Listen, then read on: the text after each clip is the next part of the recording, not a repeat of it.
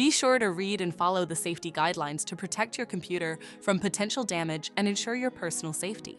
For more information about safety guidelines, see the owner's manual at dell.com/support.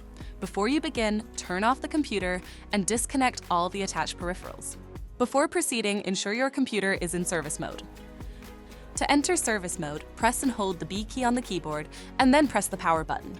Now, the computer will boot up and the owner tag information is displayed on the screen. Press any key to proceed. The computer will emit 3 short beeps and shut down, indicating it has entered the service mode. Loosen the captive screws holding the base cover in place. Using a plastic scribe, pry the base cover from the palm rest assembly, starting at the top edge and working your way around to release it from all sides. Now, lift the base cover from the palm rest assembly. If your computer is unable to enter service mode, disconnect the battery cable from the system board. Identify the wireless module and loosen the screw. Unlatch and disconnect the cables to remove the module from the system.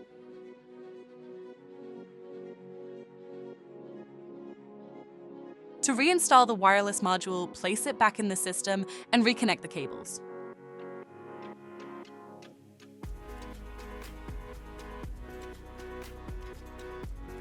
Relatch and tighten the screw to secure the module. If the battery cable was disconnected earlier, make sure to reconnect it to the system board. Next, align the base cover with the palm rest assembly and gently place it into position.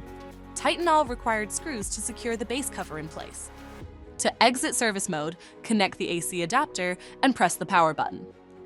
Please note, the system will only power on and exit service mode if the adapter is connected. For more information about your Dell system, visit dell.com/support.